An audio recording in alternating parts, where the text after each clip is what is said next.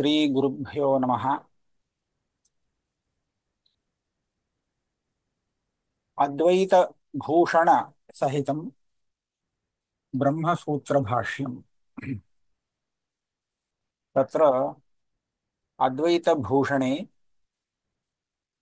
अहमिति तावत् प्रथमोऽध्यासः इत्यत्र आरम्भः करणीयः। ततः प्राक् इत्यलम् अतिप्रसङ्गेन इति पर्यन्तं जातमस्ति। इतः परं कस्य ग्रन्थस्य अवतारिका इयं भवति? अध्यासभाष्यः भाष्यम् अध्यासभाष्यं समाप्तम्।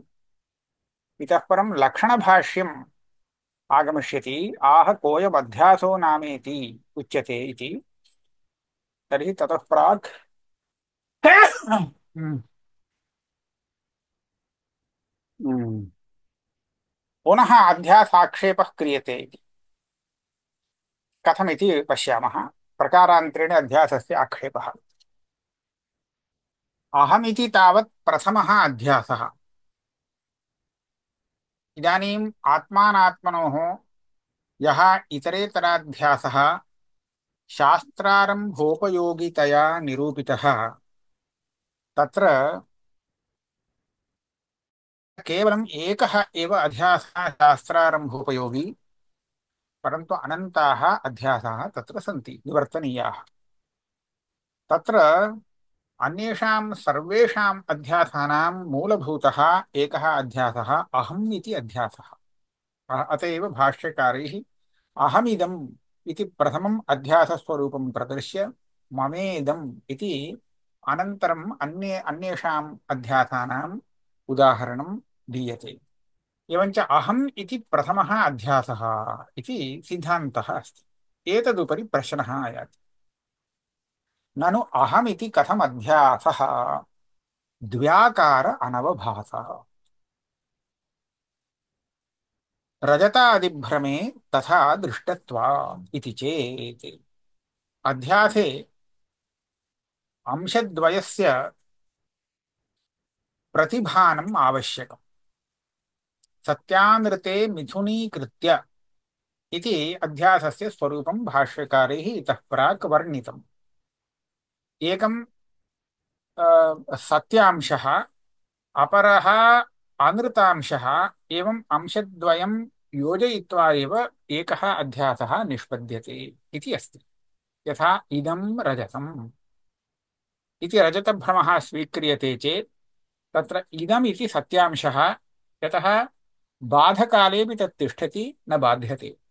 रजतमिति अनृतांशः, स तु भ्रमकाले भासते, बाधकाले न भासते। तथा च इदं रजतम्, अयं सर्पः इत्यादौ इदम् इति एकं सत्यं, रजतम् इति च अनृतम्, एवम् अंशद्वयं भासते। तर्हि अहम् इति यः अवभासः भवता उक्तः अध्यासः इति, तत्र अहमिति एकेनैव पदेन उल्लिख्यमानत्वात् कथमत्र अंशद्वयं नास्ति? तथा च अस्य अध्यासत्वं कथं स्वीकर्तुं शक्यते इति आक्षेपः।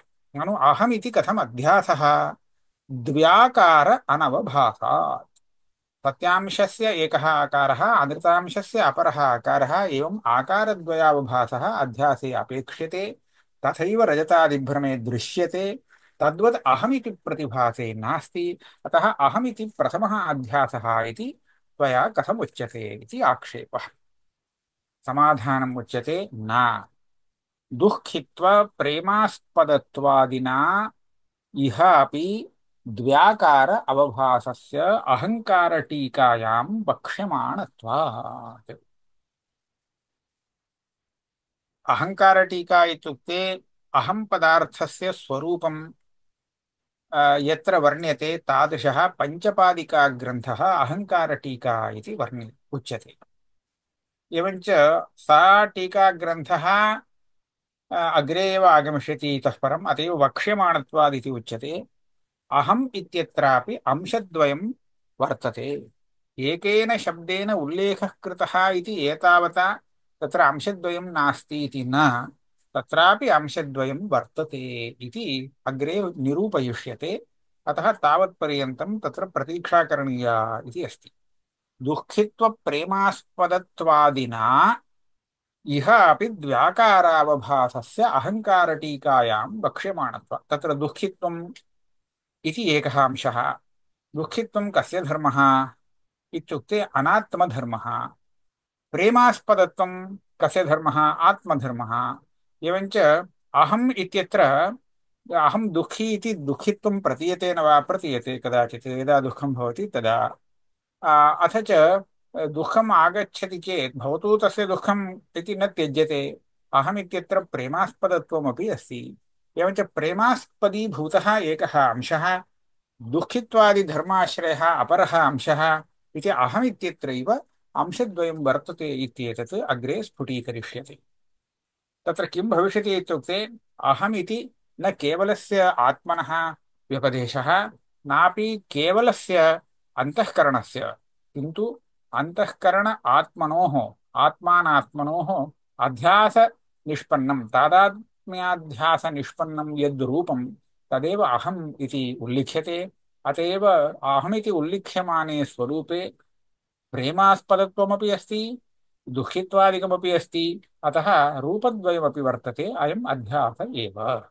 एकः सत्यांशः प्रेमास्पदीभूतः अंशः सत्यांशः, दुःखित्वादिरूपः अंशः यः अस्ति सः अनृतांशः। एवञ्च अत्रापि द्व्याकारः वर्तते एव इति। ननु अन्तःकरणादेः केवलसाक्षिभाष्यत्वात् अत्रैव समवनीयन्ते इति ज्ञाननिवर्त्यत्वावगमात् इति स्यात्। ज्ञाननिवर्त्यत्वावगमात् आत्मनः अन्यत्र पृथक् उपलब्धि अभावाच्च स्वरूपेण संसृष्टरूपेण च कल्पितत्वम् अस्तु शरीरं पुनः इन्द्रियैः इदं बुद्धिगृहीतत्वात् उत्क्रान्तेऽपि आत्मनि पृथक् उपलब्धेः ज्ञानानिवर्त्यत्वात् ज्ञानानिवर्त्यत्वावगमात् कथं कल्पितम् इति चेत् इदानीम् अयम् अपरः प्रश्नः। अन्तःकरणं कल्पितमित्युक्ते तत् समीचीनं, परन्तु शरीरं कल्पितम् इति आत्मनि कल्पितम् इति न स्वीकर्तुं शक्यते।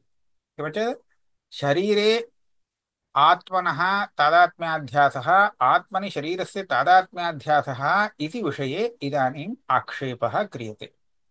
अस्तु, किं वैलक्षण्यं भवता दृष्टं येन अन्तःकरणादेरध्यासः स्वीक्रियते शरीरस्यैव न स्वीक्रियते, को हेतुः इत्युक्ते तत्र उच्यते अध्यासस्य यो विषयः सः साक्षिभास्यो भवति इति दृष्टम्। यथा इदं रजतम् इत्यत्र भ्रान्तौ भासमानस्य रजतस्य इन्द्रियसन्निकर्षेण न भानं, किन्तु तत् साक्षिभास्यं भवति। यतः इन्द्रियसन्निकर्षस्तु ज्ञानात् प्राक्क्षणे अपेक्षते, ज्ञानात् प्राक्क्षणे तु कल्पितस्य सत्ता एव नास्ति इति कृत्वा तेन सह इन्द्रियस्य सन्निकर्षो भवितुमेव नार्हति। अतः इन्द्रियसन्निकर्षेण भ्रान्तौ रजतं भासते इति न वक्तुं शक्यते, किन्तु साक्षिभास्यं तत् इति एकः अंशः। तद्वदेव इदं यद् अन्तःकरणमस्ति अन्तःकरणमपि साक्षिभास्यमेव। अन्तःकरणज्ञानार्थम् अस्माभिः प्रमाणस्य उपयोगः न क्रियते। एवञ्च अन्तःकरणादेः केवलसाक्षिभास्यत्वात् तावदेव न, यदा ज्ञानं भवति तत्त्वज्ञानं भवति तदा अन्तःकरणादेर्लयः श्रूयते, अत्रैव समवनीयन्ते। लयो नाम कः? ज्ञानेन निवृत्तिः। इदमेव ज्ञाननिवर्त्यत्वम्। अत्रैव समवनीयन्ते इत्यनेन ज्ञानाद् अन्तःकरणादेर्निवृत्तिः, निवृत्तिः नाम तदमेव लयः तत् श्रूयते। तत्र कथं वर्तते? उदस्मात् प्राणाः क्रामन्त्याहो नेति। यत्र अयं पुरुषः ज्ञानी ज्ञानवान् तत्त्वज्ञानी म्रियते तदा शरीरात् प्राणाः प्राणाः उत्क्रामन्ति अथवा नोत्क्रामन्ति इति प्रश्नः। प्राणाः इति यदा उच्यते तदा इन्द्रियाणि सर्वाणि तत्र गृह्यन्ते बहुवचनान्तप्राणशब्देन। इदानीम् इन्द्रियेषु अन्तःकरणमपि अस्ति। एवञ्च एतानि सर्वाणि प्राणशब्दवाच्यानि शरीरात् बहिर् उत्क्रामन्ति न वा इति प्रश्ने नेति होवाच। नेति होवाच याज्ञवल्क्यः इत्युक्त्वा यः तत्त्वसाक्षात्कारवान् तच्छरीरे ये प्राणाः सन्ति तेषाम् उत्क्रमणं नास्ति। तर्हि अत्रैव अस्ति वा इत्युक्ते तदपि न, अत्रैव समवनीयन्ते, तत्र आत्मन्येव लयं प्राप्नुवन्ति इति तत्र अस्ति। एवञ्च ज्ञानात् अन्तःकरणादेर्लयः तत्र उक्तः इति ज्ञायते। तथा च ज्ञानात् रजतस्यापि भ्रान्तिसिद्धस्य लयः एव। यतः तत्त्वज्ञानोत्तरं रजतं नैव दृश्यते, शुक्तिज्ञानोत्तरम् उत्तरगतम् इत्युक्ते लीनम् इत्येव वक्तव्यम्। यत्र यतः आगतं तत्रैव गतम् इत्येव वक्तव्यम्। एवञ्च अन्तःकरणादेः केवलसाक्षिभास्यत्वम् एकं कल्पितरजतादिसाम्यं, ज्ञानान्निवृत्तिः इति अपरं साम्यं वर्तते। अतः किञ्च आत्मनः अन्यत्र पृथक् उपलब्ध्यभावाच्च इदं पदार्थे कल्पितं रजतम् इदं पदार्थं परित्यज्य पार्थक्येन द्रष्टुं शक्यते वा? नैव शक्यते। इदं पदार्थे कल्पितं चेत् इदमेव रजतमिति भाति। इदं पदार्थं परित्यज्य अनृतमात्रं पृथक् कृत्य न निरूपयितुं शक्यते। तद्वदेव अन्तःकरणादिकमपि आत्मनः पृथक् पार्थक्येन निरूपयितुमेव न शक्यते इति कृत्वा संसृष्टरूपेण कल्पितत्वम् अस्तु। यथा रजतं कल्पितं तथैव अन्तःकरणादिकमपि स्वरूपेण संसृष्टरूपेण च कल्पितम्, उभयथा कल्पितं भवतु। परन्तु शरीरस्य इतः वैलक्षण्यमस्ति। शरीरविषये केवलभाष्य साक्षिभाष्यत्वं नास्ति। शरीरं पुनः इन्द्रियैः इदं बुद्धिगृहीतत्वात् साक्षिभाष्यं नास्ति। इन्द्रियग्राह्यं शरीरं चक्षुरादिना अस्माभिः शरीरं दृश्यते, स्वकीयं शरीरम्। एवञ्च इदं बुद्धि तद् इन्द्रियैः दृश्यते इति एकं वैलक्षण्यम्। किञ्च यदा तत्त्वज्ञानिनः इन्द्रियाणि लीयन्ते तदा शरीरं लीयते इति नास्ति। स्थूलशरीरम् उत्क्रान्तेऽपि आत्मनि पृथक् उपलब्धेः। शरीरात् आत्मा उत्क्रान्तः, परन्तु शरीरं तत्रैव तिष्ठति, सर्वैः दृश्यते। इन्द्रियाणि तु नैव दृश्यन्ते। एवञ्च आत्मनः अत्र अधिष्ठानभूतः आत्मा नास्ति चेदपि शरीरं तिष्ठति इति अस्माभिर्दृश्यते। अत एव तस्य ज्ञाननिवर्त्यत्वं नास्ति। एवञ्च ज्ञाननिवर् ज्ञानानिवर्त्यत्व अवगमात्, ज्ञाननिवर्त्यत्व अभावावगमात् कथं कल्पितं शरीरम् इति चेत् शरीरस्य तत्र अध्यासः कथम् इति चेत् न। विमतं कल्पितं कल्पितोपकरणत्वात् इन्द्रजालनिर्मितस्य राज्ये राज्योपकरणवत् इत्यनुमानात् तत्सिद्धेः। अत्र विमतम् इत्यनेन शरीरं स्वीकर्तव्यम्। तदेव इदानीं पक्षीभूतं। तत् कल्पितम् इति कल्पितत्वं साध्यते। उदाहरणं किम् इत्युक्ते कल्पितोपकरणत्वात् इति हेतुः। कल्पितोपकरणत्वात् हेतुः इन्द्रजालनिर्मितस्य राज्ये इत्यस्य स्थाने राज्ञः इति सम्भाव्यते इति भाति। इन्द्रजालकल्पितस्य राज्ञः राज्योपकरणवत् इति अनुमानात् तत्सिद्धेः। राज्ये इति वर्तते खलु, निर्मितस्य इत्यस्य विशेष्यापेक्षा वर्तते। इन्द्रजाल ऐन्द्रजालिकः इन्द्रजालेन कञ्चित् राजानं उत्पादयति। इन्द्रजालेन राजा उत्पाद्यते इत्युक्ते तेन सह राज्ञः उपकरणान्यपि उत्पद्यन्ते इति वक्तव्यम्। तत्र सिंहासनमस्ति, श्वेतच्छत्रमस्ति इत्यादिकं सर्वं तेन कल्पितं। तदा एव सः राजत्वेन कल्पितो भवति। तथा च तत्र राजा एव प्रथमतः कल्पितः, तर्हि तदीय उपकरणानि सत्यानि भवितुमर्हन्ति वा? नैव भवन्ति इति तत्र दृश्यते। एवञ्च इन्द्रजालनिर्मितस्य राज्ञः राज्योपकरणं यथा कल्पितं, तत्र कल्पितं प्रति उपकरणत्वमस्ति। कल्पितं राजानं प्रति आ, उपकरणत्वमस्ति इति कृत्वा यथा कल्पितत्वं, तथैव अत्रापि शरीरेपि कल्पितं, कथं वक्तव्यम्, कल्पितं प्रति उपकरणत्वम् अस्ति तथा वक्तुं शक्यते। यतः कस्य शरीरेण भोगः भवति, इन्द्रियाणि यथा भोगसाधनानि, तथा शरीरमपि भोगसाधनं भवति। शरीरम् आत्मनः भोगसाधनम् इति। परन्तु भोगः एव यदा कल्पितः अस्ति,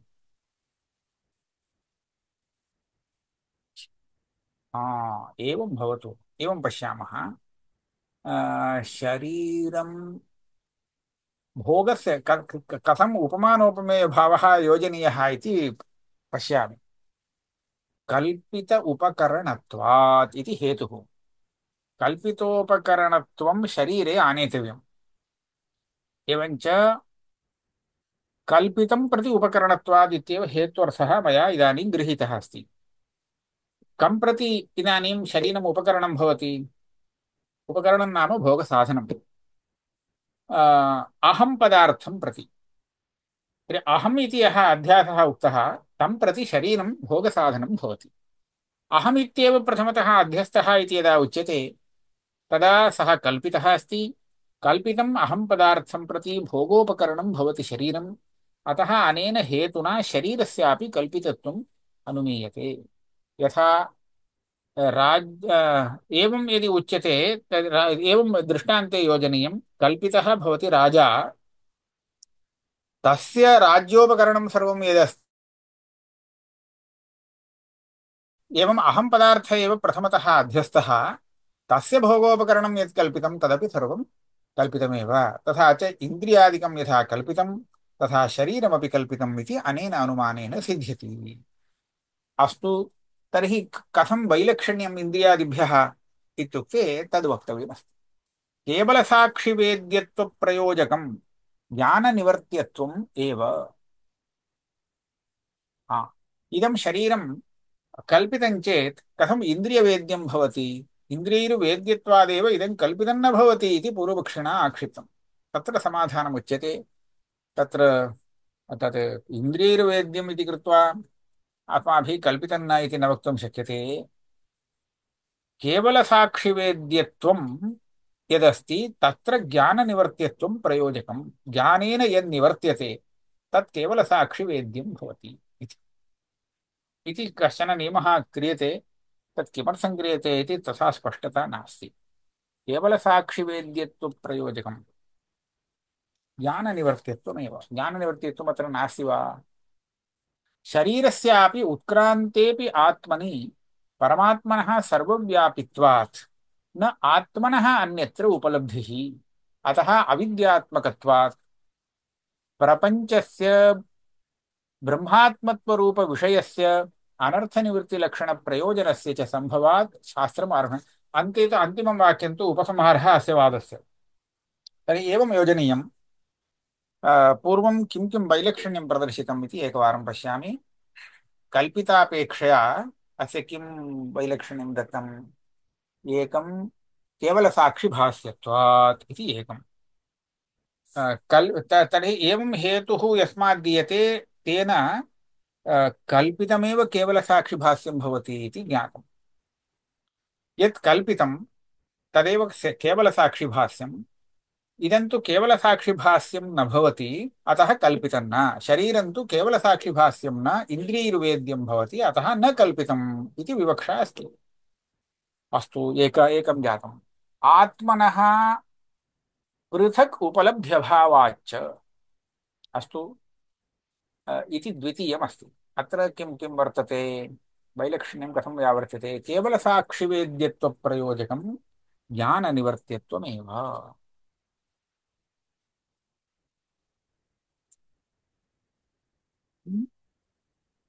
किमपि पाठान्तरं लब्धं वा? किमपि दृष्टं वा? तस्मिन् ज्ञाननिवर्त्यत्वावगमा। तर्हि केवलसाक्षिभाष्यत्वे प्रयोजकं ज्ञाननिवर्त्यत्वम् एव। अस्तु, केवलसाक्षिवेद्यत्वप्रयोजकं ज्ञाननिवर्त्यत्वमेव इति उच्यते। तत् किमर्थं वक्तव्यम्? केवलसाक्षिवेद्यत्वं शरीरे नास्ति। इति वैलक्षण्यमेव अत्र उक्तं। तर्हि वैलक्षण्यं पूर्वपक्षिणा उक्तं चेत् वैलक्षण्यं समाधातव्यं सिद्धान्तिना। अतः अस्मिन् वाक्ये किञ्चित् ग्रन्थः सम्यगस्ति वा इति द्रष्टव्यं भवति। अनन्तरं कल्पितानि इन्द्रियाणि आत्मनः पृथक् नोपलभ्यन्ते इति उक्तम्। शरीरस्यापि कल्पितत्वे आत्मनः पृथक् उपलब्धिर्न स्यात्। शरीरं तु उपलभ्यते पृथक्, जीवे उत्क्रान्तेऽपि शरीरं पृथक् उपलभ्यते मृतशरीरं। तस्मात् शरीरम् आत्मनि न कल्पितम् इति एका युक्तिः पूर्वपक्षिणा उक्ता। तस्य तु समाधानम् अत्र सम्यगस्ति। शरीरस्यापि उत्क्रान्तेऽप्यात्मनि परमात्मनः सर्वव्यापित्वात् न आत्मनः अन्यत्र उपलब्धिः। तत्र आत्मा उत्क्रान्तः इति तु केवलं व्यवहारमात्रम्। आत्मा सर्वव्यापकः अस्ति, तस्य उत्क्रान्तिः इति किमपि नास्ति। किन्तु आत्मनः उपाधिभूतं यत् अन्तःकरणमस्ति, तस्य अन्तःकरणस्य शरीरात् बहिर्गमनम् उत्क्रमणं, तद् उत्क्रमणं स्वीकृत्य आत्मा उत्क्रान्तः इति व्यवहारः। उत्क्रान्तिगत्या गतीनाम् इत्यधिकरणे तद्गुणसारत्वात् तु तद्व्यपदेशः प्राज्ञवत् इति सूत्रेण अयं विषयः निरूपितः अस्ति। तर्हि एवं चेत् यत् शरीरमस्ति तत् शरीरम् आत्मानं विना अत्र दृश्यते इति तु नास्ति। आत्मनः सर्वगतत्वात् यत्र मृतशरीरं वर्तते तद्देशे आत्मचैतन्यं नास्ति इति न वक्तुं शक्यते। तथा च यथा कल्पितम् इदं पदार्थं परित्यज्य स्वातन्त्र्येण न भाति इति त्वया उक्तं, तथैव कल्पितं शरीरमपि आत्मानं परित्यज्य आत्मरहितस्थाने केवलं शरीरं भाति इति वक्तुं त्वया न शक्यते। अतः आत्मनः कल्पितत्वं आत्मनि शरीरस्य कल्पितत्वं भवत्येव, वैलक्षण्यं नास्ति। एवमेव पूर्वमपि वैलक्षण्यं नास्ति इत्येव वक्तव्यम्।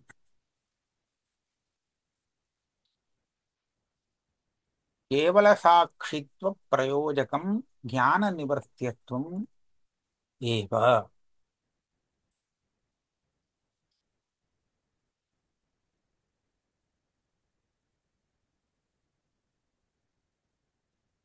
शरीरस्य ज्ञानानिवर्त्यत्वम् उक्तम्। तर्हि केवलसाक्षिवेद्यत्वं नास्ति। अस्तु, अन्यस्य कल्पितस्य ज्ञाननिवर्त्यत्वमस्ति।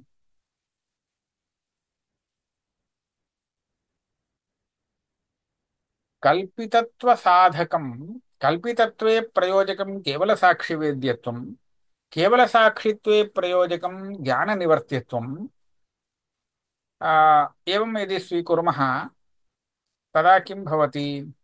ज्ञाननिवर्त्यत्वं शरीरे नास्ति, अत एव केवलसाक्षिवेद्यत्वमपि नास्ति।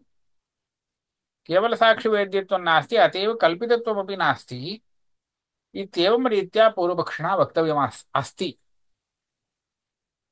तस्य समाधानम् इदानीं केवलसाक्षिवेद्यत्वं प्रति प्रयोजकं ज्ञाननिवर्त्यत्वमेव अत्र पूर्णता न भाति। अस्तु, इदम् अनन्तरं पश्यामः किं भवति इति। अस्तु, द्वितीया युक्तिस्तु समीचीना वर्तते। शरीरस्य उत्क्रान्तेऽप्यात्मनि परमात्मनः, उत्क्रान्तेऽप्यात्मनि इत्युक्ते उत्क्रान्तः आत्मा उपाधिसहितः परमात्मनि एव शरीरस्य कल्पितत्वं वयं स्वीकुर्मः। तथा च परमात्मनः सर्वव्यापित्वात् न आत्मनः अन्यत्र उपलब्धिः, आत्मानं परित्यज्य शरीरमात्रस्य उपलब्धिर्नास्ति एव। अतः अविद्यात्मकत्वात् प्रपञ्चस्य ब्रह्मात्मत्वरूप विषयस्य अनर्थनिवृत्तिलक्षणप्रयोजनस्य च सम्भवात् शास्त्रम् आरम्भणीयम्। आरम्भे यः विषयः प्रस्तुतः तस्य अयम् उपसंहारः। अत्र प्रपञ्चः सर्वोऽपि अविद्यात्मकः। नाम प्रपञ्चशब्देन बन्धो विवक्षणीयः। बन्धः अविद्यात्मकः इति कृत्वा ब्रह्मात्मत्वरूप विषयः अपि शास्त्रस्य सिद्ध्यति। नाम बन्धः जीवब्रह्म अभेदस्य विरोधी न भवति, यतः सः अविद्यात्मकः इति कृत्वा। तथा च ब्रह्मात्मत्वरूपविषयः सम्भवति, तत् तत्त्वज्ञानेन अविद्यात्मकत्वादेव बन्धनिवृत्तिः अनर्थनिवृत्तिरूपं प्रयोजनमपि शास्त्रस्य सम्भवति। अतः शास्त्रस्य विषयप्रयोजन उभयवत्वं वर्तते इति कृत्वा आरम्भणीयत्वं सिद्ध्यति इति उपसंहारः जातः। ननु एतावता एव विचारशास्त्रारम्भसिद्धौ सूत्रार्थः एव वर्ण्यताम्। किम् आहकोऽयम् इत्यादि सर्वलोकप्रत्यक्षः इत्यन्तभाष्येण इतः परम् एकः विचारः आरभ्यते। अध्यासः समर्थितः, शास्त्रस्य विषयं प्रयोजनं च साधयित्वा शास्त्रारम्भसमर्थनं कृतम् एतावता। तर्हि शास्त्रारम्भसमर्थनं जातं चेत् अथातो ब्रह्मजिज्ञासा इति सूत्रार्थस्य वर्णनावसरः एव अयम्। परन्तु एतन्मध्ये भाष्यम् आह कोऽयमध्यासो नामेति इत्यारभ्य सर्वलोकप्रत्यक्षः इत्यन्तभागः भाष्यस्य यः वर्तते सः किमर्थः इति इदानीं प्रश्नः। साक्षात् सूत्रस्य व्याख्यानमेव कर्तुं युक्तं किल इति प्रश्नः। तदा मध्ये एका शङ्का, अयं प्रश्नः न समीचीनः, यतः अध्यासलक्षण संभावना प्रमाणप्रतिपादनार्थम् इति चेत् मध्ये आहकोऽयमित्यारभ्य सर्वलोकप्रत्यक्षः इत्यन्तभाष्ये अंशत्रयं वर्तते। प्रथमतः अध्यासलक्षणभाष्यम्, अनन्तरम् अध्याससम्भावनाभाष्यम्, अध्यासप्रमाणभाष्यम् इति। एवञ्च लक्षणसम्भावनाप्रमाणप्रतिपादनार्थम् अध्यास एतत् सर्वम् अध्यासे विषये तत् साधनार्थं भाष्यम् आवश्यकम्। अतः किमर्थमिति न प्रष्टव्यम् इति शङ्का। इति चेत् तथापि प्रमाणनिरूपणेनैव असाधारणधर्मविशिष्टस्य सम्भावितस्य सिद्धेः लक्षणसम्भावनाभाष्ये व्यर्थे इति चेत् तर्हि अस्तु, एतत्त्रयं प्रतिपादनीयम् इति समीचीनं। प्रतिपादनीयं चेदपि तत्रापि अंशद्वयस्य वैयर्थ्यम् अहम् उद्भावयामि। कथम्? अध्यासे प्रमाणं निरूपितं चेत् तेनैव प्रमाणेन असाधारणधर्मविशिष्टतया लक्ष्यभूतः अध्यासः ज्ञायते। ततः परं लक्षणस्य अपेक्षा नास्ति। प्रमाणेन ज्ञायते चेत् ततः परं लक्षणेन किं कर्तव्यं? लक्षणं तु प्रमाणस्य सहकारितया उपकरोति, लक्षणप्रमाणाभ्यां हि वस्तुसिद्धिः इति। परन्तु प्रमाणेन निश्चितं चेत् ततः परं लक्षणेन किं करणीयमस्ति? अतः लक्षणस्य उपयोगः नास्ति, लक्षणभाष्यं व्यर्थम् इति एकम्। तथापि प्रमाणनिरूपणेनैव असाधारणधर्मविशिष्टस्य सम्भावनापि इदानीं न प्रतिपादनीया। यदा प्रमाणेन एकः अर्थः अस्ति इति निश्चितं चेत् तदर्थं तत् सम्भवति इति सम्भावना बुद्धिसिद्ध्यर्थं किमपि न प्रयत्नः न करणीयः अस्ति। एवञ्च प्रमाणेनैव एतादृशस्य अर्थस्य सिद्धिर्जाता चेत् असम्भावना बुद्धिर्निवर्तते। अतः सम्भावना अपि न प्रतिपादनीया, केवलं प्रमाणभाष्यं पर्याप्तं।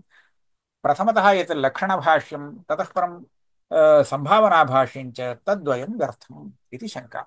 लक्षणसम्भावनाभाष्ये व्यर्थे इति चेत् न, प्रमाणं हि अन्यस्य अन्यात्मना अवभासस्वरूपं विषयीकरोति, न तस्य मिथ्यात्वम् अध्यासत्वं वा तत्तु बाधानुपपत्तिगम्यम्। समीचीनमुक्तम्। अत्र प्रथमतः लक्षणम् आवश्यकं, सम्भावनापि अवश्यं प्रतिपादनीया अपेक्ष्यते, पुनश्च प्रमाणमपि वक्तव्यमस्ति। केवलं प्रमाणमेव अध्यासे उच्यते चेत् प्रमाणेन किं ज्ञायते? स्वरूपमात्रं ज्ञायते। स्वरूपमात्रं ज्ञायते, तत्र अध्यासत्वमपि न ज्ञातुं शक्यते। लक्षणम् अज्ञात्वा यः गां पश्यति सः किं पश्यति? गोत्वेन न पश्येत्। कश्चित् प्राणिविशेषः अस्ति इति तत् स्वरूपमात्रं पश्येत्। सः न जानीयात् अयं प्राणिविशेषः गोत्वजातिविशिष्टः इति नैव जानीयात्। एवञ्च प्रमाणेन वस्तुस्वरूपं तथैव विषयीक्रियते।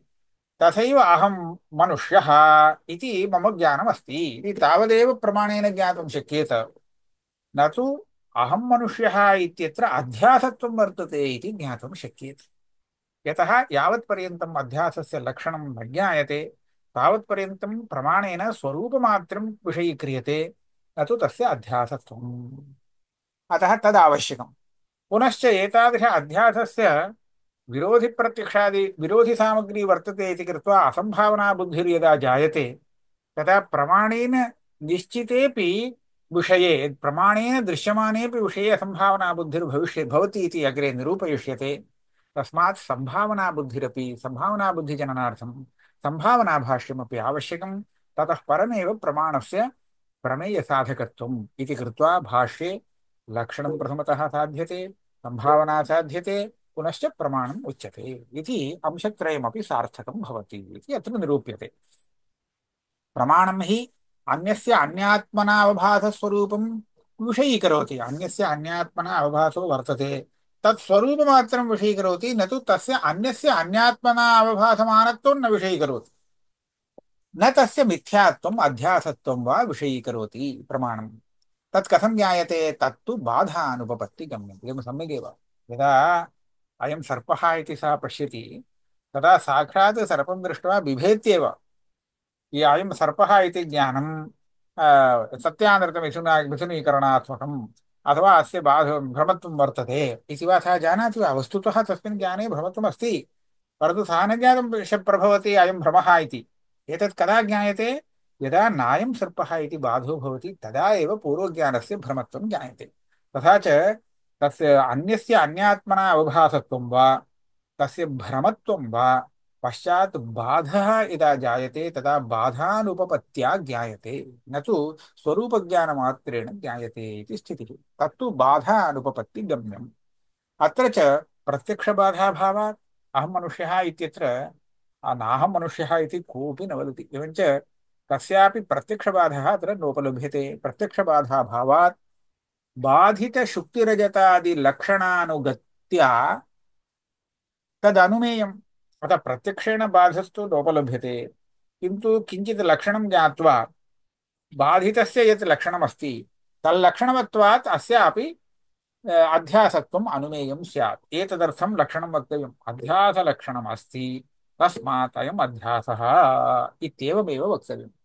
अनुमेयं बाधितशुक्तिरूप रूप रजतादि नाम अध्यस्तस्य यत् लक्षणं तादृशलक्षण अनुगत्या तादृशलक्षणवत्वात् तत् अध्यासत्वम् अनुमेयम्।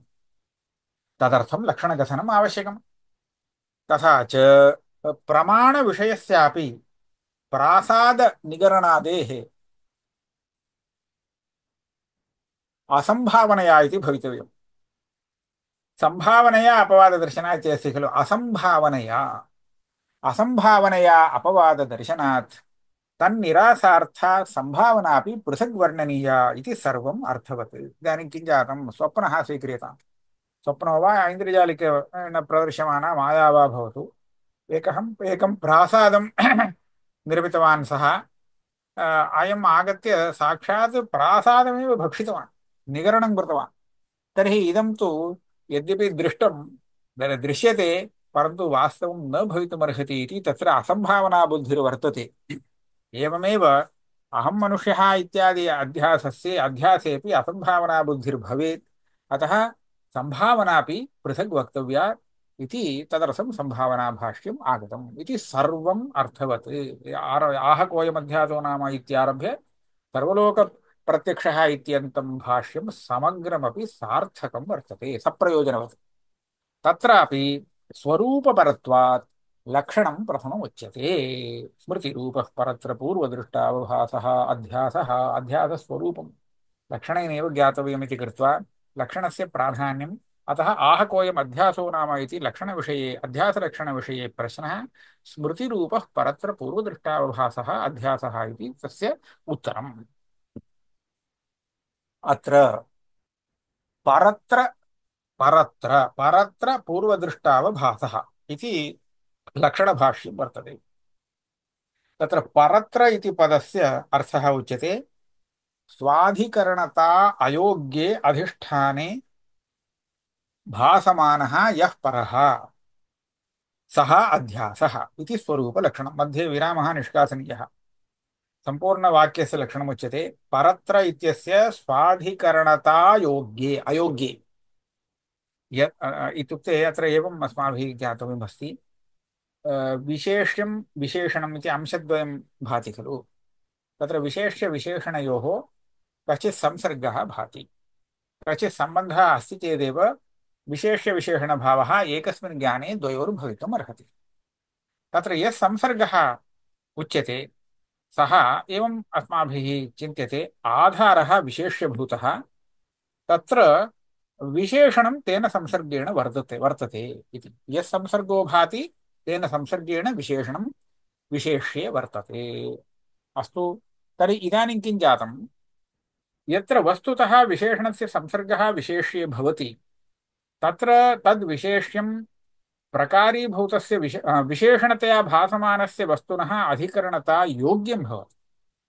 भूतलं घटवत् इति यदा उच्यते तदा भूतलं तत्र विशेष्यं, घटः तत्र विशेषणतया भाति, घटस्य संयोगरूपसम्बन्धः संसर्गतया भाति। अत्र संयोगरूपसम्बन्धेन घटस्य अधिकरणं भवति भूतलम्, अतः तद्विशेष्यं तद्योग्यमस्ति, संयोगः तत्र सम्भवति।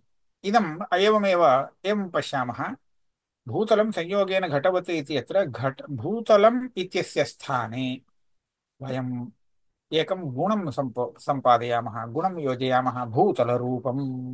भूतलस्य यत् रूपं तत् संयोगसम्बन्धेन घटवत् इति उच्यते चेत् तदानीम् अत्र गुणः संयोगसम्बन्धेन घटस्य अधिकरणता योग्यत्वरहितः, योग्यतारहितः गुणः भवति। एवञ्च तादृशं ज्ञानं भ्रमः इत्येव वक्तव्यं।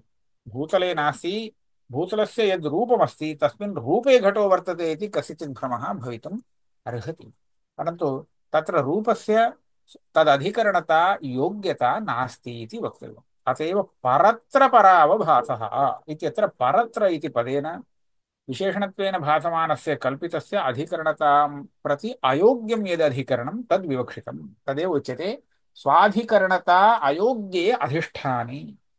स्वपदेन कल्पितं स्वीकार्यं, विशेषणं स्वीकार्यं, कल्पितस्य अधिकरणतां प्रति अयोग्यं यद् अधिष्ठानं भवति तत् अत्र परत्र इत्यनेन विवक्ष्यते। तत्र यः भासमानो भवति सः अपरः भवति, परः अवभास्यते यः परः।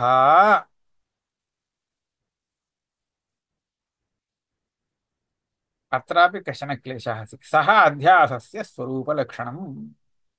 परत्र अधिष्ठाने अवभासमानो यः परः सः अध्यासस्य स्वरूपलक्षणम् इत्युक्ते अध्यासविषयलक्षणम् इदम्। अध्यासस्वरूपस्य न। अध्यस्यते इति अध्यासः इति कर्मव्युत्पत्तिः यदा स्वीक्रियते तदा अध्यस्तस्य इदं लक्षणं भवति। एवञ्च अध्यासशब्दस्य अध्यस्तः इति अर्थः स्वीक्रियते चेत् अध्यस्तं यत् रजतादिकं तत्र अस्य लक्षणस्य समन्वयः कर्तुं शक्यते। कथम्? अध्यस्तं यद् रजतमस्ति तत् कुत्र भाति? इदं पदार्थे। इदं पदार्थः भवति शुक्तिः, तत्र तादात्म्येन रजतं नैव अस्ति। एवञ्च रजतस्य अधिकरणता योग्यं न भवति तत्, तत्र भासमानं यद् रजतमस्ति तत्र स्वाधिकरणता अयोग्ये अधिष्ठाने भासमानत्वम् इति वर्तते लक्षणम्। अतः रजतम् अध्यस्तम्। एवञ्च अध्यासपदेन अध्यस्तं स्वीक्रियते चेत् समन्वयो भवति। सः अध्यासस्य स्वरूपलक्षणम्। साधनादि सादि अनादि अज्ञानाध्यास सामान्य लक्षणं वा। अत्र अध्यासः नाम अध्यस्तं किञ्चित् सादि भवति, किञ्चित् अनादि भवति। अध्यासविषयः अहम् इत्यादि अन्तःकरणादिस्तु शरीरादिस्तु सादिः भवति, परन्तु अज्ञानाध्यासः स्वीक्रियते चेत् स अनादि भवति। एवञ्च उभयसाधारणं लक्षणं वक्तव्यं चेत् परत्र परावभासः। परत्र अवभास्यमानः परः, अवभासविषयः इत्यर्थे अवभास्यमानः। परत्र अवभासमानः इत्युक्ते सैव अर्थः भवति। परत्र परावभासः इत्यत्र अवभासस्य विषयो यः सः अध्यस्तः इति यदा लक्षणं क्रियते तदा अत्र जन्यत्वादिकं लक्षणे न प्रविष्टमिति कृत्वा सादि अनादि अध्यास साधारणम् इदं लक्षणं भवति। तदेव उच्यते सादि अनादि अज्ञान अज्ञानाध्यास सामान्य लक्षणं वा इति अस्ति। स्वरूपलक्षणं वा भवतु, सादि अनादि अज्ञानाध्यास सामान्य लक्षणं वा, अत्रापि पाठः कथं वर्तते इति अस्माभिः ज्ञातव्यम्। स्मृतिरूपत्वञ्च ज्ञान अर्थाध्यास साधारण लक्षणम्। तर्हि एतावता यदुक्तं तत् अध्यस्तस्य लक्षणं। तदनन्तरं स्मृतिरूपः इति यदस्ति तत् स्मृतिरूपत्वं यदस्ति तत्र ज्ञानार्थाध्यास साधारणलक्षणम्, तत् उभयत्रापि योजयितुं शक्यते। परत्रपरावभासः इति उच्यते चेत् परत्रपरावभासोऽपि उभयत्र योजयितुं शक्यते, येभिः न योजितुम् इति भाति। परत्रपरावभासः इत्यत्रापि परस्मिन् नाम स्व अत्यन्ताभाव स्वाधिकरणता अयोग्ये इति उक्तं किल, स्वात्यन्ताभावाधिकरणे इति तस्य अर्थो भवति। स्वात्यन्ताभावाधिकरणे यः परस्य स्वपदेन गृहीतस्य अवभासः सः अध्यासः इति उच्यमाने ज्ञानाध्यासः भवति। एवम् अवभासमानो यः परः सः इति उच्यते चेत् सः अर्थाध्यासो भवति। एवञ्च इदमपि उभय अर्थाध्यासः ज्ञानाध्यासः उभयत्रापि योजितमेव ग्रन्थान्तरे। स्मृतिरूपः इत्यपि पुनः तथैव योज्यते। ज्ञान अर्थाध्यास साधारणं लक्षणं, ज्ञानाध्यासस्य अर्थाध्यासस्य च उभयोरपि अध्यासयोः साधारणं भवति स्मृतिरूपत्वं, परन्तु व्युत्पत्तिः भिन्ना भवति अस्य शब्दस्य। स्मर्यते इति स्मृतिः, स्मर्यते इदानीम् अर्थाध्यासविषये यदा स्मृतिरूपपदं योजनीयं तदा स्मर्यते इति स्मृतिः इति कर्मणि व्युत्पत्तिः करणीया। स्मृतेः रूपमिव रूपमस्य इत्युक्ते रूपं नाम सादृश्यं धर्मः, तेन स्मर्यमाण सदृशः इति यावत्। स्मर्यमाण सदृशः, अस्तु स्मर्यमाणस्य दृश्यमानस्य च सादृश्यं किं वर्तते इत्युक्ते तत् सादृश्यं च संस्कारजन्य ज्ञानविषयत्वं, तदपि समीचीनम्। अत्र एवमस्ति, यदा इदं रजतम् इति शुक्तौ रजताध्यासो जायते तदा रजते खलु अस्माकं लक्षणसमन्वयः इष्टः। अत्र स्मृतिरूपत्वं रजते अस्ति। कथं स्मृतिरूपत्वं नाम किं? स्मर्यमाणः स्मर्यमाणं यद् रजतं तत् सादृश्यम् अत्र वर्तते। स्मर्यमाणं रजतं स्मरणस्य विषयो भवति खलु, तच्च स्मरणं संस्कारजन्यं, पूर्वानुभवजन्य संस्कारजन्यं स्मरणम्। एवञ्च पूर्वानुभवजन्य संस्कारजन्य ज्ञानविषयः भवति स्मर्यमाणं रजतम्। इदानीं दृश्यमानं यद् रजतमस्ति इदं न पूर्वानुभूतं, तथापि पूर्वानुभवजन्य संस्कारजन्यः भ्रमः इति कृत्वा संस्कारजन्यज्ञानविषयत्वं स्मर्यमाणवदेव अत्रापि वर्तते। अतः स्मृतिरूपत्वम् अत्र विवक्षितं जातम्। साक्षात् स्मर्यमाणत्वमेव न कुतः नोच्यते इत्युक्ते किञ्चित् वैलक्षण्यमस्ति। अत एव स्मर्यमाणत्वं नास्ति, स्मर्यमाणसदृशत्वं तु वर्तते संस्कारजन्यज्ञानविषयत्वरूपम्। तदेव उच्यते सादृश्योक्त्या वैसादृश्यमपि प्रतीयते। नाम किञ्चित् सादृश्यमस्ति, वैलक्षण्यमपि अस्ति इति प्रतीयते किं स्मर्यमाणापेक्षया। अन्यथा अभेदप्रसङ्गात् स्मर्यमाणरूपः इत्युक्ते अयमपि स्मर्यमाण एव भविष्यति अध्यस्तः, अतः कोऽपि भेदो न स्यात्, अतः भेदोऽपि वर्तते इति अवश्यं स्वीकर्तव्यम्। तच्च किं वैलक्षण्यं? तच्च वैलक्षण्यं वैसादृश्यं संप्रयोगजन्यज्ञानविषयत्वम् एवं स्वीकर्तव्यम्। संप्रयोगः नाम सन्निकर्षः, एवञ्च सन्निकर्षजन्यज्ञानविषयत्वम्। संप्रयोगजन्यं यज्ञानं तादृशज्ञानविषयत्वम् इदं स्मर्यमाणस्थले नास्ति। स्मर्यमाणरजते इन्द्रियनिकर्षस्य सर्वथा अपेक्षा नास्ति, एवमेव स्मर्तुं शक्यते तद् रजतं। परन्तु इदं रजतम् इति द्रष्टव्यं चेत् तर्हि तत्र अधिष्ठानेन सह इन्द्रियसन्निकर्षः अपेक्षते, तदा एव इदं रजतं दृश्यते, अन्यथा न दृश्यते इति स्थितिः। तथा च इदं स्मर्यमाणरजतापेक्षया अस्य अध्यस्थरजतस्य भवति वैलक्षण्यं। किं तत्? संप्रयोगजन्यज्ञानविषयत्वम्। तस्य च अध्यासत्वार्थं दोषजन्यत्वमपि प्रवेश्यम्। स्मर्यमाणं यद् रजतं तत् सम्यगेव भवति, तत्र स्मरणं दुष्टं न भवति, परन्तु इदं तु दुष्टम्, अस्य बाधः उपलभ्यते, तस्मात् दोषजन्यत्वमपि अत्र प्रवेशम्। तथा च किं भवति, तथा च दोष संस्कार संप्रयोग एतत् त्रितयजन्य ज्ञान विषयत्वम् अर्थाध्यासस्य तटस्थलक्षणम्। सादि अध्यास लक्षणं वा, सादि अध्यास अत्र जन्यत्वघटितं लक्षणं भवति खलु, अतः इदं लक्षणम् अनाद्यध्यासे नैव भवति इति कृत्वा सादि अध्यासस्यैव इदं लक्षणं भवति इति स्वीकर्तव्यम्। दोष संस्कार संप्रयोगजन्य ज्ञान विषयत्वम् इदमेव स्मृतिरूपत्वं, स्मृतिरूपपदेन लभ्यं लक्षणं भवति। तटस्थलक्षणं भवतु सामान्यतः, अथवा साध्यध्यासलक्षणं वा भवतु, तादृशज्ञानत्वम् इदानीम् अर्थे उक्तं, तादृशज्ञानत्वं ज्ञानाध्यासस्य तटस्थलक्षणं वा विशेषलक्षणं वा इति। ज्ञानाध्यासस्य लक्षणम् एवमेव भवति, तथैव वक्तव्यं।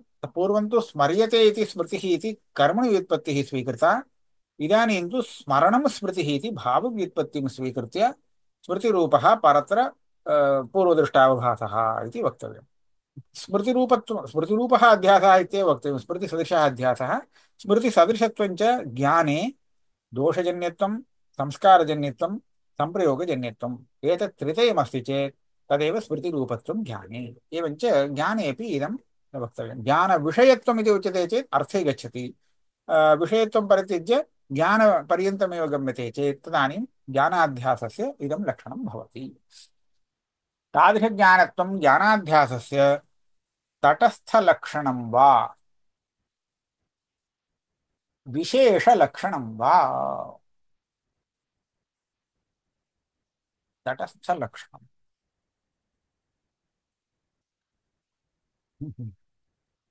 मम भाति पूर्वं यत् लक्षणमस्ति तत् सादि अनादि साधारणं लक्षणं, तत् सामान्यलक्षणम्। इदं तु साध्यध्यासलक्षणम् इति कृत्वा विशेषलक्षणं। तत् साधारणलक्षणम्, इदं तु उभयसाधारणं लक्षणं न भवति, यतः जन्यत्वघटितम् इदं लक्षणमस्ति, तस्मात् सादि अध्यासस्यैव लक्षणम्, अतः विशेषलक्षणम्। पूर्वं स्वरूपलक्षणम् इत्यपि उक्तमासीद् वा?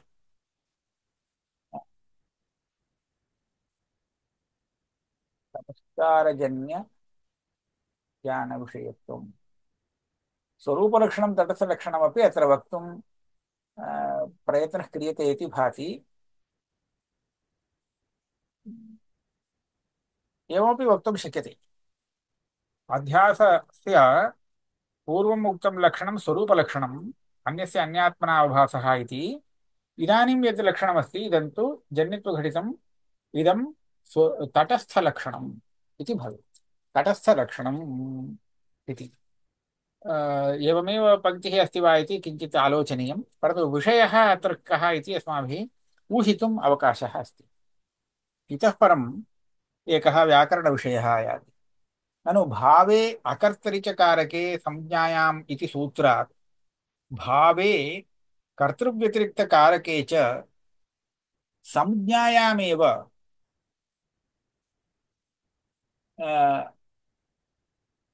घञादिविधानात् कथम् असंज्ञायां कर्मणि घञ् प्रत्ययो व्युत्पाद्यते इति चेत् न अकर्तरिच घारकारके संज्ञायाम् इति घञ् विधायकम् एकं सूत्रम्। अत्र किं वर्तते, अ, भावे तु वर्तते एव, भावेपि वर्तते अकर्तरिचकारके, चकारेण उभयोः अत्र सङ्ग्रहः करणीयः। एवञ्च एतत् सूत्रानुसारेण अयं घञ् भावे भवितुमर्हति, कर्तृव्यतिरिक्तकारके च संज्ञायामेव भवितुमर्हति। भावे चेत् संज्ञायाम् इति नास्ति, भावमात्रं विवक्षितं, परन्तु अकर्तरिचकारके संज्ञायां, कर्तृव्यतिरिक्तकारके यदि घञ् प्रक्रियते तर्हि संज्ञायामेव इति अत्र उच्यते घञादिविधानात्।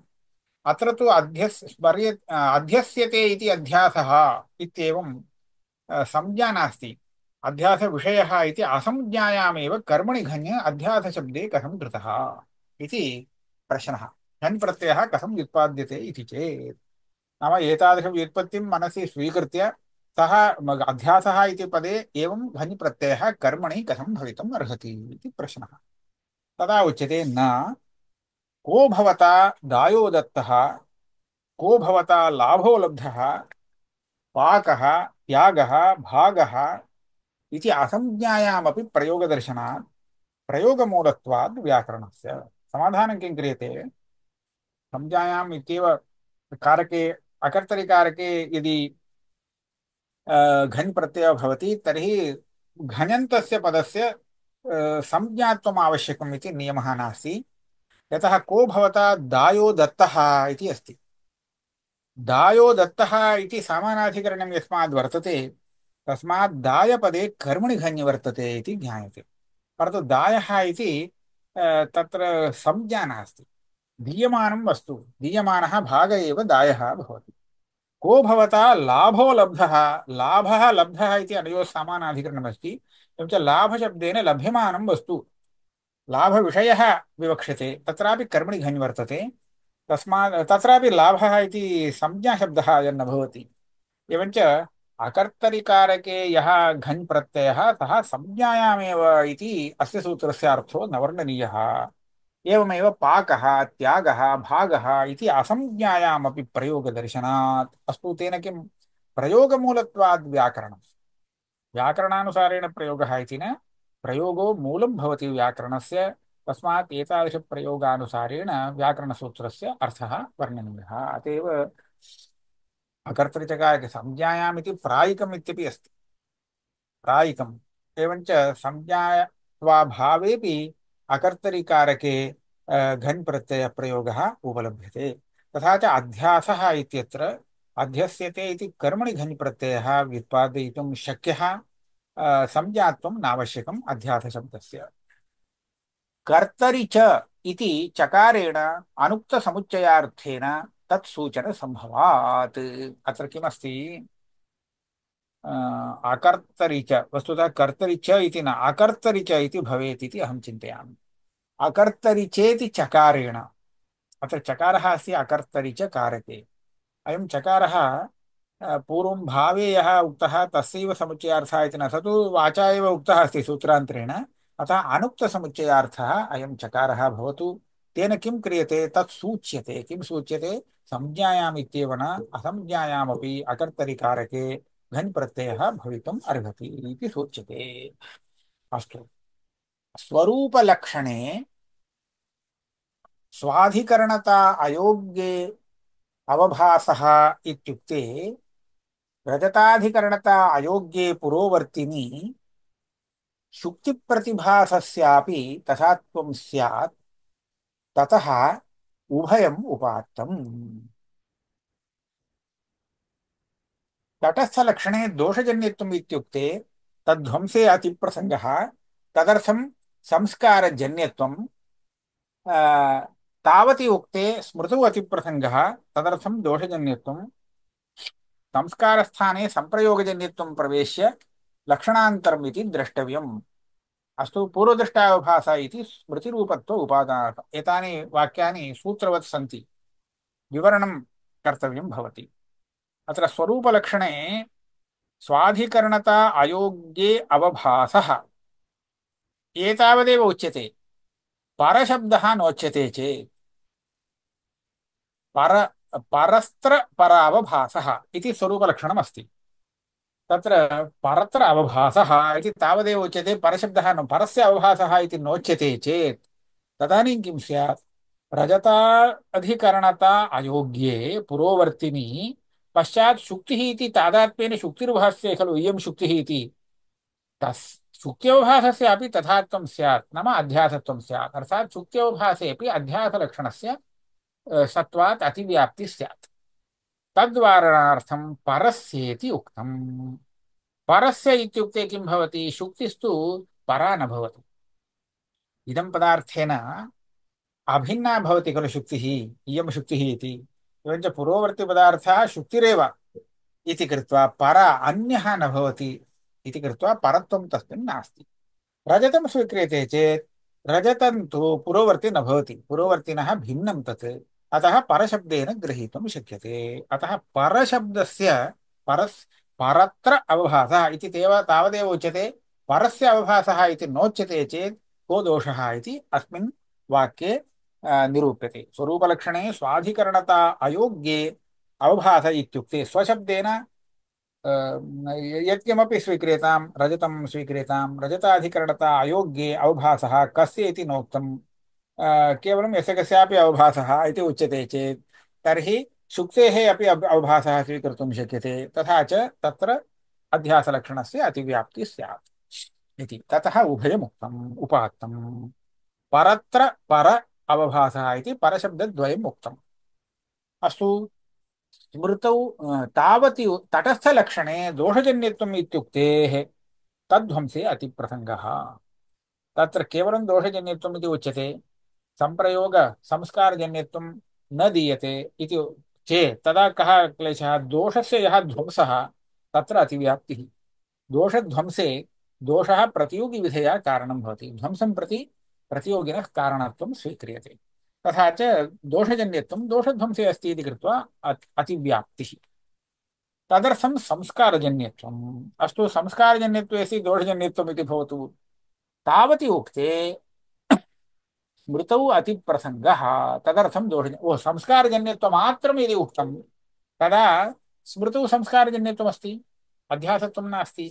अतः तत्र अतिव्याप्तिः स्यात्। अतः दोषजन्यत्वम् अपि उक्तम्।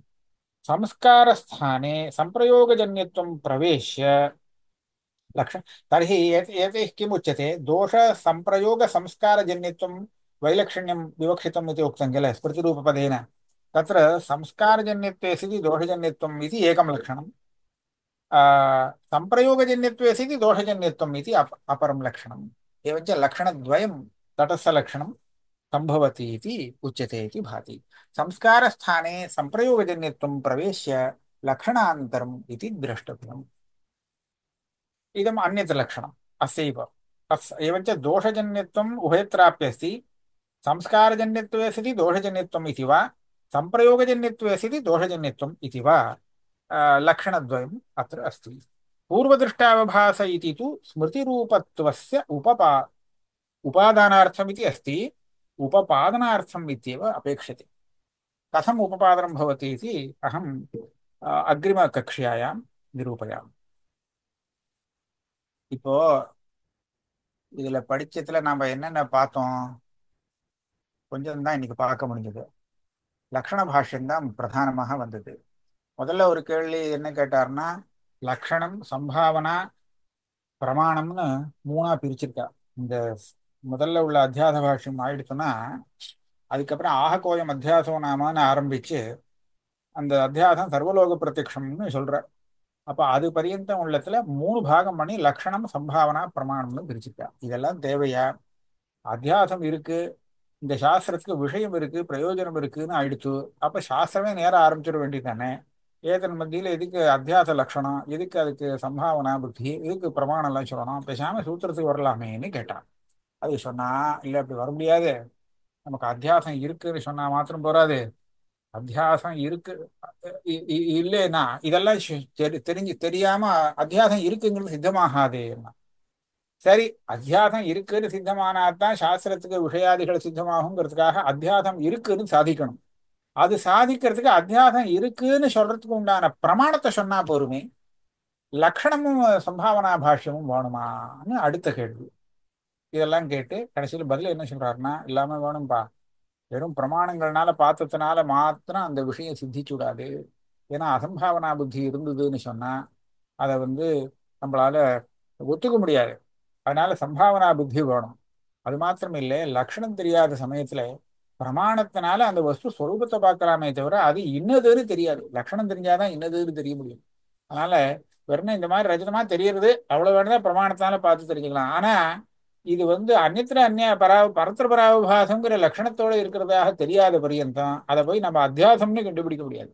ஆக இதெல்லாம் பாதம் வந்தா தான் சொல்ல முடியும். ஆகையால இந்த பாஷ்யங்கள்லாம் தனித்தனியாக அவசியம் வேணும். அப்பதான் நமக்கு இந்த அத்தியாசத்தினால சாஸ்திரத்தினுடைய விஷய பிரயோஜன சித்தி ஏற்படும்னு சொல்லி சமாதானம் பண்ணிவிட்டார். இப்ப நாம லக்ஷண பாஷ்யத்துக்கு வந்துட்டோம். லக்ஷண பாஷ்யத்துக்கு வரைச்சே ஞானாத்தியாசம் அர்த்தாத்தியாசம் ரெண்டுக்கும் வர மாதிரி இந்த ஸ்மிருதி ரூப பரத்துல பூர்வதிருஷ்டாவுபாசா அப்படிங்கிறத வச்சுட்டு இருக்கார். முதல்ல ஸ்மரியத்தே இது ஸ்மிருதி அப்படின்னு கர்ம வியுற்பத்தியை வச்சுட்டோம்னா ஸ்மரணத்துக்கு விஷயமானதுன்னு அர்த்தமாகும். அந்த ஸ்மரணத்துக்கு விஷயமானது எதுவோ அதை போல இந்த பிராந்திக்கு விஷயம் இருக்கு அப்படின்னு சொல்லிட்டு வந்தோம்னா இது அர்த்தாத்தியாச லட்சணம். ஸ்மரணம் போல இந்த பிராந்தி இருக்கு அப்படின்னு சொன்னோம்னா அதனால ஸ்மிருதி ரூபம் அப்படின்னு சொன்னால் அப்ப ஞானாத்தியாசத்துக்கு லட்சணம். இந்த லட்சணத்துல இவர் என்ன பண்ணாருன்னா ரெண்டா பிரிச்சுட்டார். இந்த ஸ்மிருதி ரூபகாங்கிறத தனியா வச்சு அதை தனி லட்சணமா சொல்லிவிடலாம் அப்படின்னு ஒண்ணு பண்ணார். பரத்திர பூர்வ திருஷ்டாவபாசா இருக்கு, பூர்வ திருஷ்டங்கிறதையும் எடுத்துட்டார். அது அப்புறம் உபபாதகமா வச்சுக்கலாம். பராவபாசா பரத்திரன்னு சொன்னா பராவபாசா, பரத்திர பராவபாசா இவ்வளவு சொன்னா போதும். பரத்திர பராவபாசானா பரத்திரனா என்ன பராவபாசன்னா என்ன அப்படின்னு கேட்டா எது பாசிக்கிறதோ அதை பரம்னு எடுத்துக்கோ. பரத்திரன்னு சப்தம் யந்தத்தினால அத அதுக்கு அதிகரணமாகறதுக்கு யோக்கியம் இல்லாத ஒரு இடத்திலே அப்படின்னு வச்சுக்கணும். அதிகரணத்தா அயோக்கிய அது இல்லாத இடத்துல அது வாசிக்கிறதுன்னு சொன்னா இதான் அத்தியாசம். இதை ஞானாத்தியாசத்துக்கும் வச்சுக்கலாம். அந்த மாதிரி பாசிக்கக்கூடிய விஷயாத்தியாசம் அர்த்தாத்தியாசத்துக்கும் சொல்லலாம். அது இல்லாத இடத்துல அதுக்கு அது அதோட சம்பந்தப்படுறதுக்கு யோக்கியதை இல்லாத ஒரு இடத்துல அது பாசிக்கிறது. இப்ப பாருங்க, இதம் ரஜதம்னு பாசிக்கிறது, அந்த இதம்ங்கிறது என்னது? வாஸ்தவமா பார்த்தா அது சுக்தி. அது எப்பவுமே ரஜதத்துக்கு தாதாத்மியன அதிகரணம் ஆக முடியாது. தாதாத்மியன ரஜத சம்பந்தமாக சுக்தி இருக்கவே முடியாது. அப்படி இருக்கிறச்ச தாதாத்மியன அது சுக்தி ரஜதமாக பாதிக்கிறதுன்னு சொன்னா தன்னுடைய தாதாத்மியத்துக்கு யோக்கியமில்லாத ஒண்ணுல அந்த ரஜதம் தாதாத்மியன பாசிக்கிறதுன்னு சொல்லணுமோ இல்லையோ. அதனால இப்படி பாசிக்கக்கூடிய ரஜதம் இருக்கே அதுவும் அத்தியாசம், அந்த தியானமும் அத்தியாசம். இது ஒரு அத்தியாயம் ஆச்சு. ஸ்மிருதி ரூபம்ங்கிறதுனால ஸ்மிருதி மாதிரியும் இருக்கு, கொஞ்சம் வித்தியாசமும் இருக்குன்னு சொன்னார். ஸ்மிருதி மாதிரின்னு சொன்னா சம்ஸ்காரஜன்யமாக இந்த தியானம் இருக்கு. அதனால சம்ஸ்காரஜன்ய தியான விஷயத்துவம் அர்த்தாத்தியாசத்துக்கு கொண்டு வரலாம், சம்ஸ்காரஜன்ய ஞானத்துவங்கிறது ஞானாத்தியாசத்துல கொண்டு வரலாம். அதே சமயத்துல கொஞ்சம் வைலட்சண்யமும் இருக்கு. அது என்ன வைலட்சண்யம்னு கேட்டா அந்த ஸ்மிருதிக்கு சன்னிகர்ஷம் வேண்டாம், இந்திரிய சன்னிகர்ஷம் வேண்டாம். அது வெறும் சம்ஸ்காரம் இருந்தாலே அது வந்துடும், தோஷமும் தேவை கிடையாது. ஆனா இந்த பிராந்திக்கு சம்ஸ்கார ஜன்யத்துவமான சம்ஸ்காரம் தேவைப்படுறது, அதே மாதிரி தோஷஜன்யத்துவமும் தேவைப்படுறது, சம்பிரயோகமும் தேவைப்படுறது. இந்திரிய சன்னிகர்ஷம் இருந்தாதான் இது முடிஞ்சதான பிரத்யட்சமான ஞானம் வர முடியும். ஆனா அதுல இவர் என்ன பண்ணியிருக்காருன்னா ரெண்டுல ஒண்ணு போட்டா போறோம்னு வச்சுட்டு இருக்காரு. அதாவது சம்ஸ்கார ஜன்யத்துவம் நிச்சயமா இருக்கணும், ஆனா கூடவே தோஷஜன்யத்துவமாவது போட்டுக்கலாம், இல்ல சம்பிரயோக ஜன்யத்துவமாவது போட்டுக்கலாம் அப்படின்னு சொல்லி ரெண்டு விதமா இது பண்ணியிருக்கார். ஏதன் மத்தியில அத்தியாசகாங்கிற ஒரு பதப்பிரயோகத்துல ஒரு சின்ன சங்கை பண்ணி அது எப்படி எங்க அத்தியசியத்தை அத்தியாசகான்னு கர்மணி கனி வர முடியும். கர்மணி கனி வரணும்னா அந்த அத்தியாச சப்தம் ஒரு சம்ஜையா இருந்தா தானே வர முடியும். அகர்த்தரிச்சக்காரக்கு சம்ஜாயான்னு சூத்திரத்துல அப்படித்தானே போட்டிருக்கார் அப்படின்னு ஒரு சங்கை பண்ணி அப்படி அர்த்தம் பண்ணக்கூடாது. லோகத்துல உள்ள பிரயோகத்தை வச்சு நீங்க அர்த்தம் பண்ணணும். இந்த அத்தியாச சப்தத்தை விடுங்க. மற்ற இடத்துல கோபவதா லாபோ லப்தஹான்னு கேட்கிறான், கோபவதா தாயோ தத்தஹான்னு கேட்கிறான்.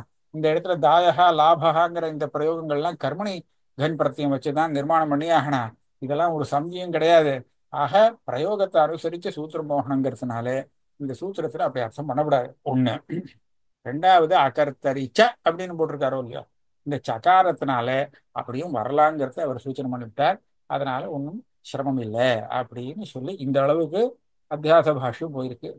இந்த அத்தியாச லட்சண பாஷ்யத்தை தடஸ்த லட்சணம் சொரூப லட்சணம்னு மாத்தி மாத்தி குழப்பம் எடுக்கிறார். அதுல ஸ்மிருதி ரூபகா அப்படிங்கிறது இருக்கே இது தடஸ்த லட்சணமா வச்சுக்கலாமா, அந்த பரத்திர பராவபாசகங்கிறது ஸ்வரூப லட்சணமா வச்சுக்கலாம். இது இது ராஜமார்க்கம் நல்லா தான் இருக்கு.